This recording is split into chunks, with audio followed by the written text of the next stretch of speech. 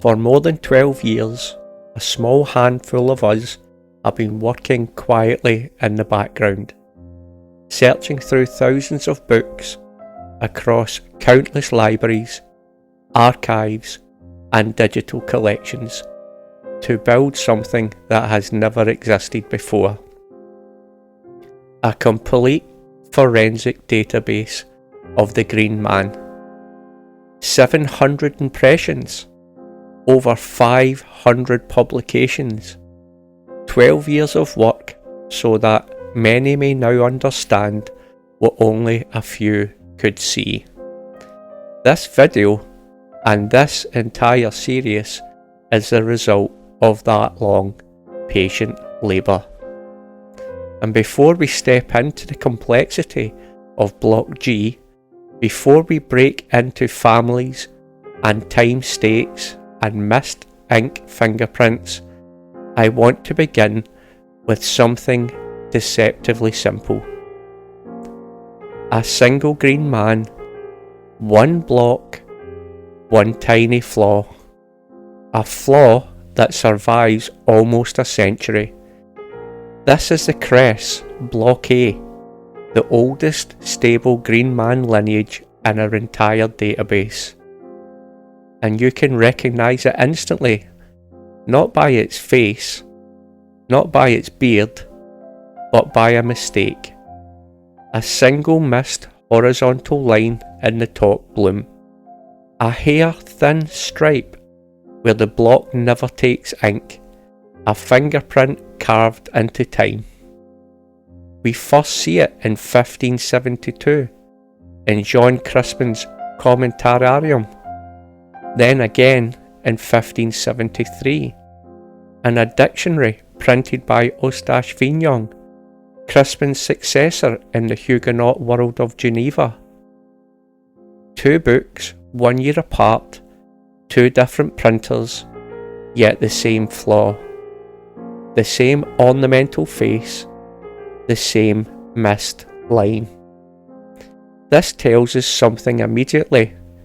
The block was already being passed from one Huguenot workshop to another.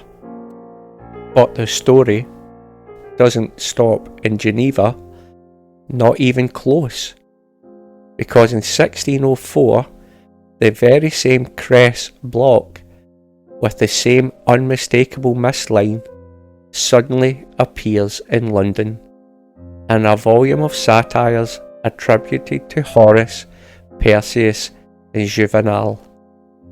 A Geneva emblem carved in the age of Crispin, now printed in the heart of London's book trade. One appearance only, a single moment, but enough to show that this block, or a sheet printed from it, had crossed borders, languages, and confessional lines. Then something even more astonishing happens. Nearly 100 years later, in 1670, the same green man reappears again in a devotional work printed by Chouet, still in Geneva.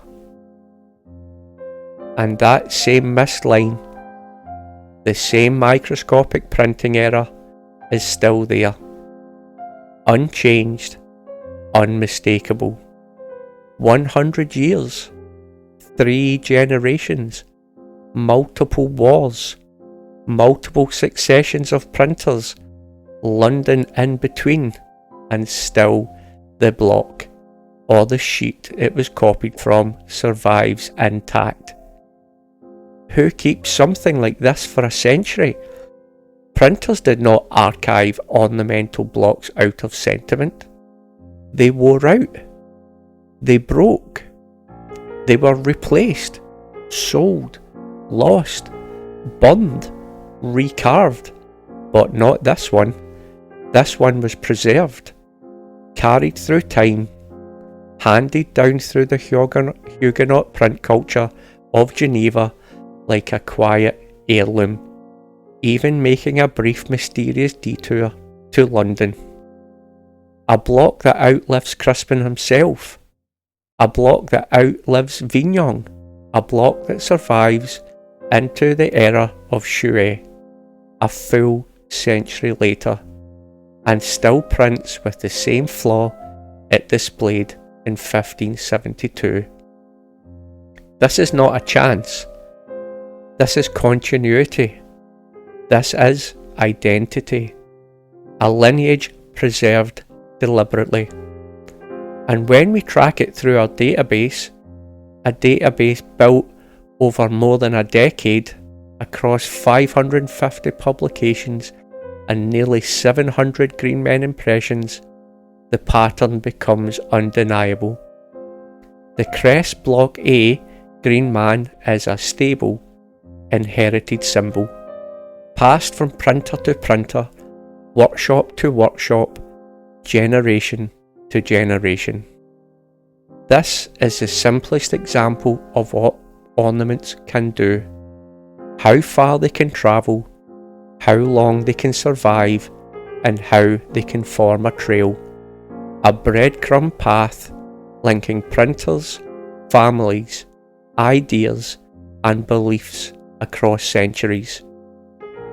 If one block can survive 100 years and cross from Geneva to London and back again, imagine what the more complex blocks can reveal. Before we step into the complexity of Block G and begin unravelling the deeper mystery of Adam Hasselmayr, we first need to understand the full scale of the network behind it.